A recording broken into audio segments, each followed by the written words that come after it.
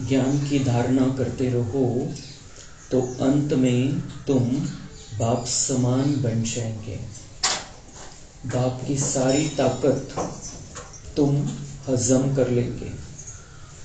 ज्ञान की धारणा करते रहो तो अंत में तुम बाप समान बन जाएंगे। बाप की सारी ताकत तुम हजम कर लेंगे। प्रश्न: किन दो शब्दों की स्मृति से स्वदर्शन चक्रधारी बन सकते हो? उत्तर: उत्थान और पतन, सतो प्रधान और तमो प्रधान, शिवालय और वैश्यालय। यह दो बातें स्मृति में रहे तो तुम स्वदर्शन चक्रधारी बन जाएंगे। तुम बच्चे अभी ज्ञान को यथार्थ रीति जानते हो। भक्ति में ज्ञान नहीं है, सिर्फ दिल खुश करने की बातें करते रहते हैं। भक्ति मार्ग है ही दिल खुश करने का मार्ग। ओम शांति। मीठे मीठे रूहानी बच्चों प्रति बाप बैठ समझाते हैं। हम बच्चों को बाबा समझाते हैं। हमें बिल्कुल क्लियर होना चाहिए कि बाबा हमें बैठकर समजाते हैं। आणि आपण आता नव्या कमऱ्यामध्ये मुरली ऐकतोय आज, तर बिलकुल हे क्लिअर पाहिजे आपल्याला आणि बाबांमध्ये बुद्धी पाहिजे। बाबाकडे बघत राहायचंय, बाबा मला समजवतोय, डायरेक्ट बाबा माझ्याशी बोलतोय। अब तुम बच्चों के लिए बाप कहते हैं तुम कितने ऊंच थे। भगवान हमें याद दिला रहा है तुम कितने ऊंच थे, कितने महान थे। उत्थान और पतन का यह खेल है। उत्थान और पतन, खूप वरच्या लेवलला पोहोचलो तो पुन्हा खाली आलो, शिडीचं चित्र बघायचंय।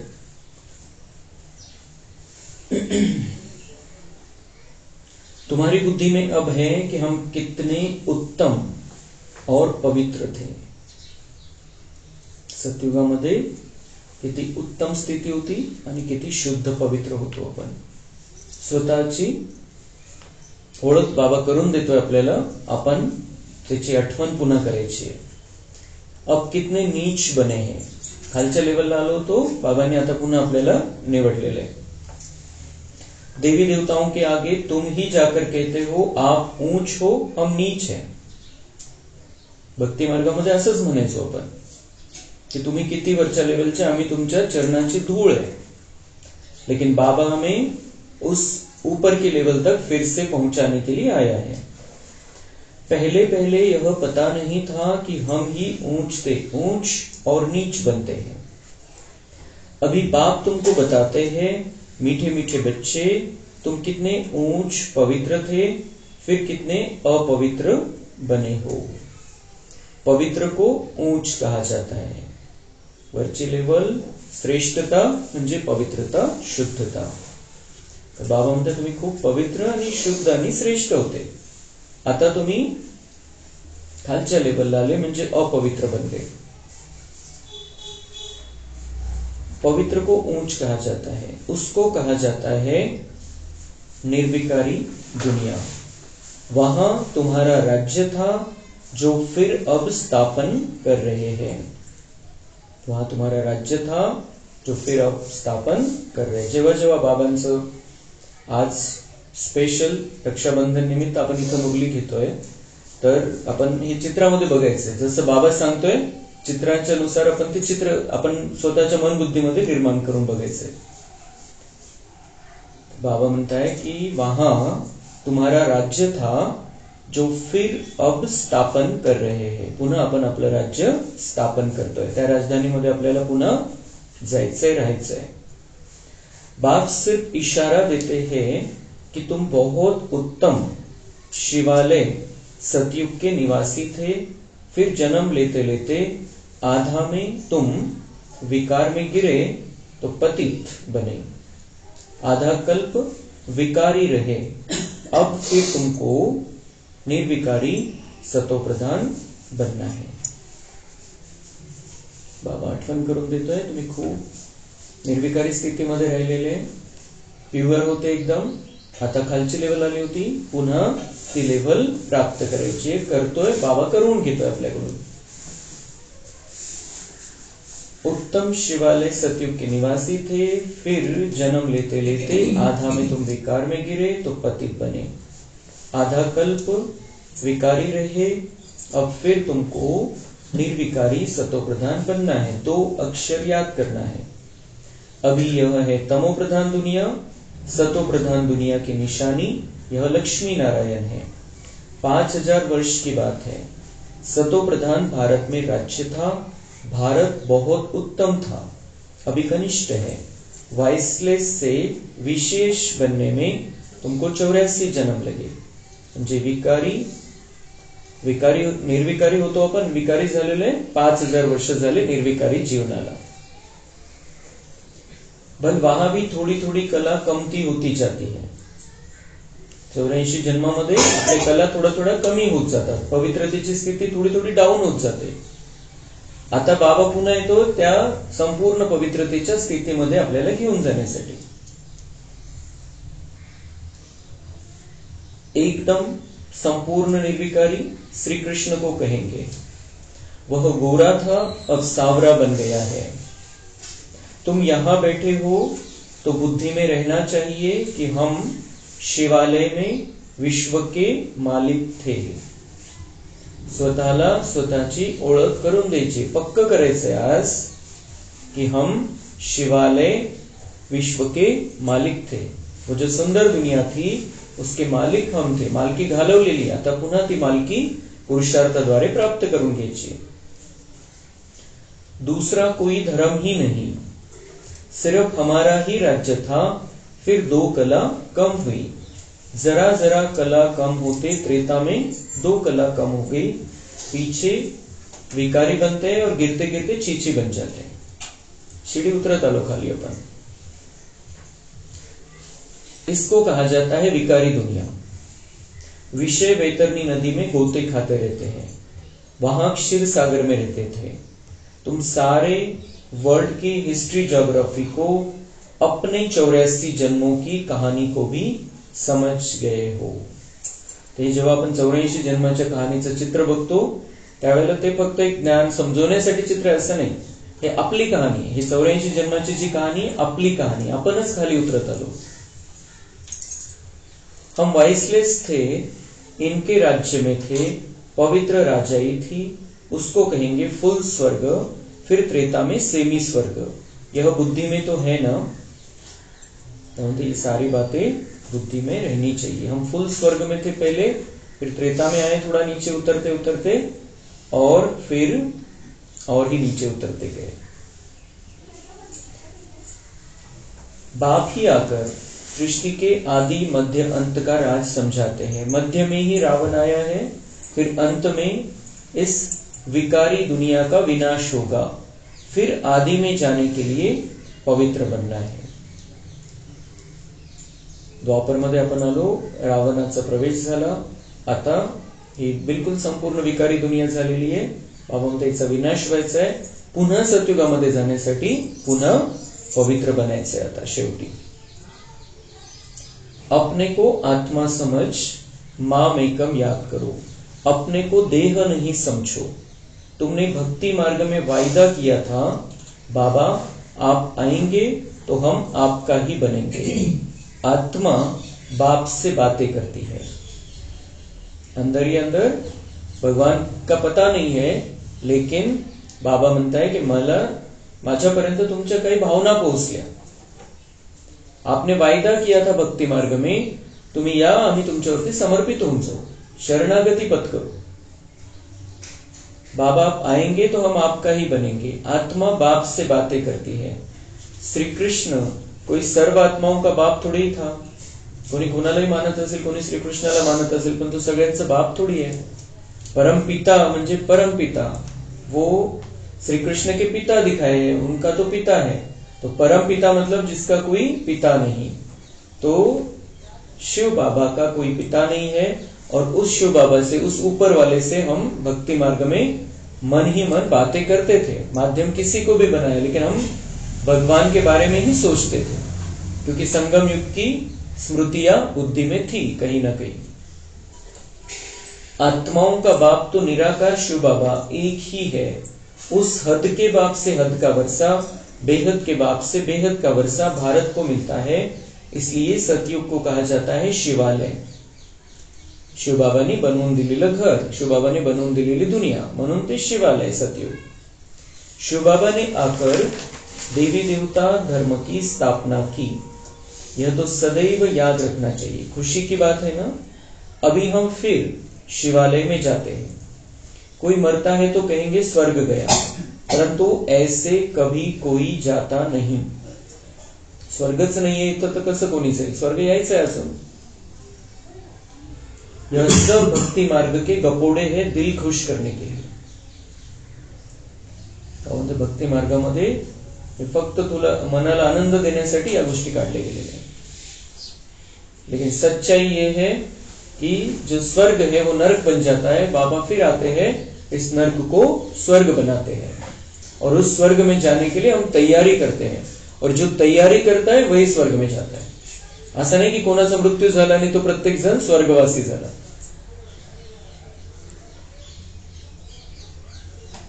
सच सच स्वर्ग में तो अभी तुम जाने वाले हो। भगवान सामने से कह रहा है हमें, सच में तुम जाने वाले हो स्वर्ग में। भगवान की नजरों से नजरें मिलाते हुए इन बातों को सुनना है।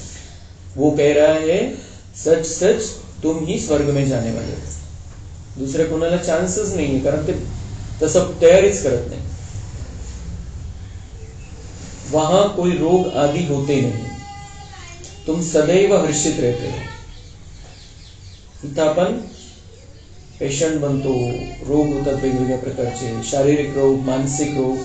इथं बाबा म्हणतो तुम्ही आनंदी का बरे? कारण तुम्हाला कुठल्याही प्रकारचा रोग नाहीये, कुठलंही टेन्शन नाहीये, कुठलीही परेशानी नाहीये। तो बाप कितना सहज करके छोटे छोटे बच्चों को जैसे बैठ समझाते हैं। इथे या सहज गोष्टी, आणि शास्त्र ऐकलं तर काहीच कळत नाही। एक शास्त्रातली गोष्ट ऐकली, दुसऱ्या शास्त्रामध्ये त्याचं काहीतरी वेगळंच काहीतरी सांगितलेलं आहे।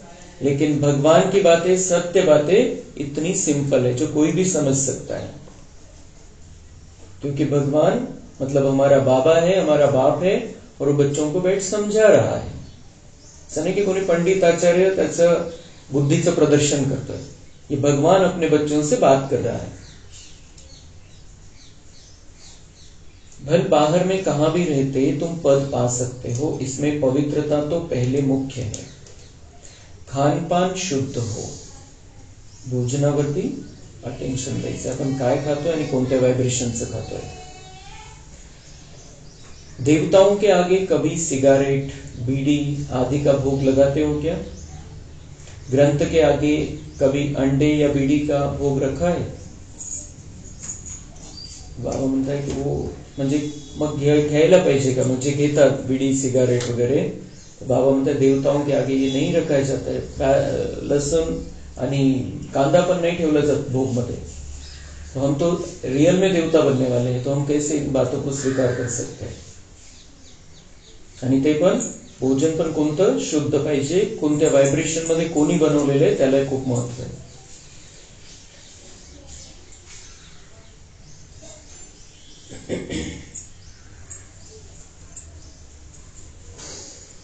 श्री कृष्ण भगवान वाच कहते रहते हैं, इसको कहा जाता है अज्ञान। ज्ञान तो एक परमपिता परमात्मा में ही है। गीता से ही सद्गति होती है। वह ज्ञान तो बाप के पास ही है। ज्ञान से दिन, भक्ति से रात होती है। अब बाप कहते हैं आत्मा को पवित्र बनाना है, उसके लिए मेहनत करनी पड़े। आत्मा को पवित्र बनाना है। आत्मा अपवित्र बन गई थी, हम आत्मा अपवित्र बन गए थे, अभी पवित्र बनाना है, क्योंकि उस सुंदर दुनिया में चलना है। तो बाबा म्हणता मेहनत, पवित्र बनाने की मेहनत, बाकी दूसरी कुठलीच मेहनत नाही। माया के तूफान ऐसे जबरदस्त आते हैं जो ज्ञान एकदम उड़ जाता है। ज्ञान तो सगळं सिंपल है, भगवान अपने बच्चों से बात करता है, पर बाबा म्हणता है माया, माया जो अंदर बैठी है, जिसको हमने अंदर बिठा लिया है, तो बाबा म्हणता है वो तूफान लाती है, आतल्या आत वादळ निर्माण करते।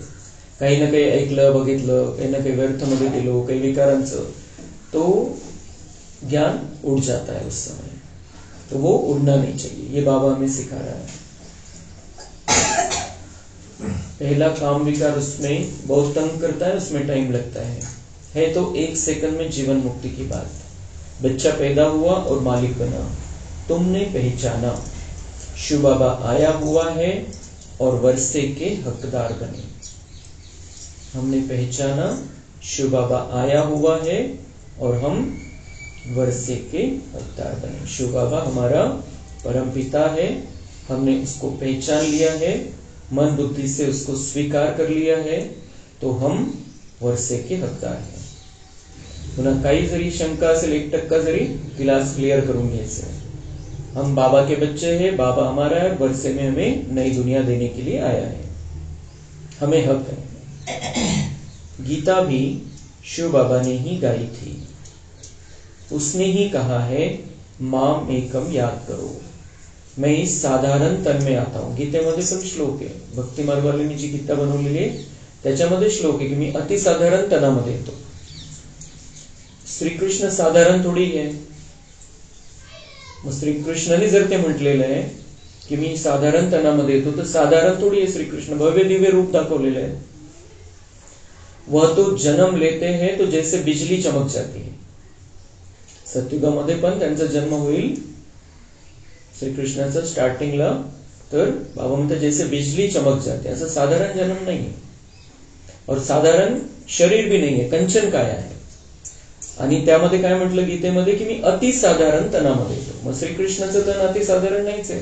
म्हणजेच गीता शिव बाबांनी म्हटलेली आहे, जो श्रीकृष्णाचा बाप आहे।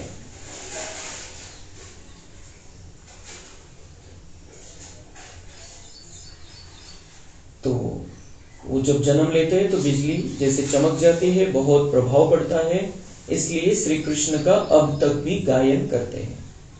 बाकी शास्त्र आदि सब भक्ति मार्ग के हैं। ज्ञान का सागर हूं, तुम बच्चे भी बाप से सीख रहे हो, ज्ञान को धारण कर रहे हो, फिर पिछाड़ी में बाप मिसल बन जाएंगे। सारा मदार धारणा पर है, फिर वह ताकत आ जाएगी बाप की याद से। तो बाबा बोलते मैं ज्ञान का सागर हूं, भक्ति की बातें अलग, मैं ज्ञान का सागर हूं, तुम मेरे बच्चे ज्ञान प्राप्त कर रहे हो और तुम धारणा करके मेरे जैसे बन जाएंगे। हमारा लक्ष्य हमें आज फिक्स करना है कि मुझे बाबा जैसा बनना है। तो ताकत कैसे आएगी? धारणा करने की ताकत बाप की याद से आएगी। ज्ञान तलवार बाबा हमें देता है और समय पर उसे हमें यूज करना है। धार लगानी होती है तलवार को, तब वो काम में आती है, तो योग से धार भी आ जाती है। जितना जितना बाप को याद करेंगे, याद से ही पाप कटेंगे। पतित पावन बाप ही युक्ति बता रहे हैं, फिर कल्प बाद भी ऐसे ही आकर तुमको ज्ञान देंगे। सृष्टि चक्र को तो समझ लिया है, सतयुग आदि से कलयुग अंत तक, अभी है संगम युग। बाप को भी जरूर आना पड़े पावन बनाने। पावन अर्थात सतो प्रधान। फिर खाद पड़ती गई, अब वह खाद निकले कैसे? आत्मा सच्ची होती है तो जेवर भी सच्चा अर्थात गोरा शरीर होता है। आत्मा झूठी बनती है तो शरीर भी पतित होता है। तर बाबा म्हणत आहे की तुम्ही सगळं सृष्टीचक्र तुम्हाला माहिती झालेलं आहे, सतयुग स्टार्टिंग पासून कलियुगाच्या अंतापर्यंत। आता तुम्ही संगम युगामध्ये आलेले, आता तुम्हाला आत्मा रूपी जे तुमचं ज्या आत्माच्या रूपामध्ये जे काही परिवर्तन झालेलं आहे त्याला पुन्हा दुरुस्त करायचंय, पुन्हा ओरिजिनल स्थितीमध्ये यायचंय। जे काही भेसळ झालेली आत्म्यामध्ये ती काढून टाकायची योग अग्नीच्या द्वारे आणि पुन्हा प्युअर सोन्यासारखं बनायचंय। विकारांचा त्याग करायचा, व्यर्थला समाप्त करायचं। हम शिवालय में थे, अभी वैश्यालय में पड़े हैं, फिर अब शिवालय में जाना है। आता विकारी दुनियेमध्ये आलेलो आहे, पहिले निर्विकारी दुनियेमध्ये होतो, शुद्ध दुनियेमध्ये होतो, तर अपवित्र दुनियेमध्ये येऊन पडलेलो है। बाबा म्हणता है फिर से सुंदर स्थान पर मैं तुम्हें लेकर चल रहा हूं।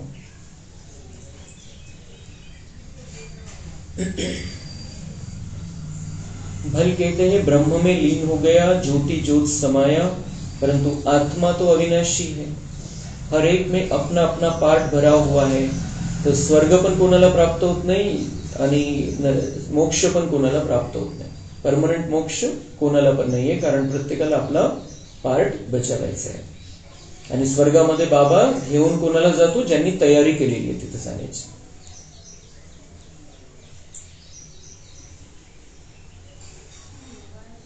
तो वेश्यालय और शिवालय इनको याद करना है, वो बड़ा चित्र उसमें देखना है। अब हम कौन सी दुनिया में है और हमें कौन सी दुनिया में बाबा लेकर जा रहा है, लेकिन बीच में है संगम। तो समय की पुकार को समझना है और अपनी तैयारी हमें करनी है। तो हर एक में अपना अपना पार्ट भरा हुआ है, सब एक्टर्स हैं, उनको अपना पार्ट बजाना ही है, वह कभी मिट नहीं सकता। जो भी सारी दुनिया की आत्माएं हैं उनको पार्ट बजाना है। जैसे कि नए सिर शूटिंग होती जाती है, परंतु यह अनादि शूटिंग हुई पड़ी है। यह वर्ल्ड की हिस्ट्री ज्योग्राफी रिपीट होती रहती है। यह वंडरफुल सितारा है जो भ्रुकुटी के बीच चमकता है, कभी घिसता ही नहीं। यह ज्ञान तुम्हारे में पहले नहीं था। वंडर ऑफ वर्ल्ड, हेवन अथवा स्वर्ग, नाम सुनकर दिल खुश होता है। अभी तो सतयुग है नहीं, अभी है कलयुग, तो पुनर्जन्म भी कलयुग में ही लेंगे। जाना तो सबको जरूर है, परंतु पतित आत्माएं तो जा न सके। अभी तुम बच्चे पावन बनते हो योग बल से। पावन दुनिया गॉडफादर ही स्थापन करते हैं। तो जाना तो सबको है, लेकिन पतित कोई जा नहीं सकता। हमें बाबा ने चांस दिया है, योग के द्वारा ताकत लेकर अपने पापों को भस्म करो, और दुनिया वाले सजा खाकर पावन बनकर घर जाएंगे। तो हमें योग को बढ़ाना है, बाबा से कनेक्शन को और भी श्रेष्ठ लेवल तक लेकर जाना है। मनुष्य घोर अंधियारे में है ना, अज्ञान नींद से जागना बड़ा मुश्किल है, जागते ही नहीं है। अभी है संगम युग, जबकि बाप आकर पावन बनने की युक्ति बताते हैं। तुम पावन होंगे तो पावन दुनिया स्थापन हो ही जाएगी। बाबा मतलब तुम्हें पावन बना, पावन दुनिया ही जाए। बच्चों के लिए रुका हुआ है सब कुछ। यह पतित दुनिया ही खलास हो जाएगी। अभी कितनी बड़ी दुनिया है, सतयुग में तो बहुत छोटी दुनिया हो जाएगी। अब माया पर जीत पाकर पावन जरूर बनना है। बाप कहते हैं पॉसिबल है, शक्य आहे पावन बनणं। दुनियेमध्ये समजतात पवित्र राहणं शक्य नाही घरामध्ये राहून, पण बाबा म्हणतात शक्य आहे, क्योंकि प्राप्ती बहुत है। का बरं शक्य आहे? कारण जे प्राप्ती बघतील ते ऑटोमॅटिक पवित्र राहतील। कि काय मिळणार है आपल्याला? यह अंतिम एक जन्म तुम पवित्र बनेंगे तो तुमको स्वर्ग की बादशाही मिलेगी। क्या इतनी बड़ी प्राप्ति के लिए तुम एक जन्म पवित्र नहीं रह सकते हो? बहुत इतकी मोठी प्राप्ती आहे, आणि एक जन्म का एक जन्मामध्ये किती वर्ष राहिलेले, तेवढं पवित्र राहा, शुद्ध राहा मनाने आणि शरीराने। तो प्राप्ती किती मोठी आहे, स्वर्गाची बादशाही। तो तुलना करायची आहे। बाबा म्हणतात पवित्र न राहण्यामुळे काय फायदा आहे, काय नुकसान आहे, आणि पवित्र राहिल्यामुळे कोणता फायदा आणि कोणतं नुकसान आहे। तो कहते हैं बाबा हम जरूर रहेंगे। सिख लोग भी पवित्रता का कंगन डालते हैं। यहाँ कोई धागा आदि बांधने की दरकार नहीं है, यह तो बुद्धि की बात है। बाप कहते हैं मामेकम याद करो। तो बाबा म्हणते धागा, रक्षाबंधन आहे आज, बाबा म्हणते असं काही आवश्यक नाहीये, पण एक प्रतीक म्हणून राखी बांधली जाते। पण गोष्ट कशाची? मन बुद्धीची। राखी बांधली आणि मनातले विचार कशाचे, तर राखी बांधून फायदा नाही। तो रक्षाबंधन मतलब हम भगवान से अपने आप को जोड़ रहे हैं, बांध रहे हैं। पवित्रता की राखी मन बुद्धि से बांधी जाती है। तो बाबा म्हणते धाग्याची गोष्ट ती एक प्रतीक म्हणून, एक लक्षात राहावं म्हणून, पण मेन गोष्ट आहे की बुद्धीमध्ये हे ठेवायचंय की मला पवित्र राहायचंय। बाबा ने समझाया था, उद्घाटन तो बाप ने कर दिया है, बाबा ने उद्घाटन कर दिया है। और हमारा जो ये पाठशाला है, इसका बाबा का कमरा है, ये निमित्त मात्र है, लेकिन उद्घाटन तो बाबा ने पहले से ही कर दिया है। फाउंडेशन लावून ठेवलेले बाबांनी, मग सेंटर पाठशाळा उघडत राहतात. ते निमित्त आपण मोठ्या दिदींना बोलू एक दिवस आणि ऑफिशियल उद्घाटन करू या कमऱ्याचं. पण मेन बाबा म्हणताय हे जे हा जो यज्ञ आहे याचं उद्घाटन मी करून टाकलेलं आहे, बाकीच्या या गोष्टी होत राहतील. बाकी तुम निमित्त कर रहे हो, फाउंडेशन लगा दिया है, बाकी अब सेवा स्थान का उद्घाटन होता है. अच्छा, मीठे मीठे सिक्के लधे बच्चों प्रति माता पिता बाप दादा का याद, प्यार और गुड मॉर्निंग. रूहानी बाप की रूहानी बच्चों को नमस्ते. हम रूहानी बच्चों की रूहानी बाप दादा को याद, प्यार, गुड मॉर्निंग, नमस्ते. वहाँ बाबा वहाँ, शुक्रिया बाबा शुक्रिया. धारणा के लिए मुख्य सार है, इस अंतिम जन्म में सर्व प्राप्तियों को सामने रख पावन बनकर दिखाना है. माया के विघ्नों से हार नहीं खानी है. पवित्र बनण्यामध्ये माया विघ्न टाकेल, पण बाबा म्हणते हरायचं नाही तुम्ही. एम ऑब्जेक्ट को सामने रख पूरा पुरुषार्थ करना है. जैसे ब्रह्मा बाप पुरुषार्थ कर नर से नारायण बनते हैं, ऐसे फॉलो कर गद्दी नशीन बनना है. ब्रह्मा बाबा जैसे नर से नारायण बन गया, वैसे हमें उनको फॉलो कर, उन्होंने जो किया वैसा अनुकरण करके उनके जैसा बनना है, उनकी गद्दी पर बैठना है. आत्मा को सतो प्रधान बनाने की मेहनत करनी. वरदान है, अधिकारी बन समस्याओं को खेल खेल में पार करने वाले हीरो पाठधारी भव.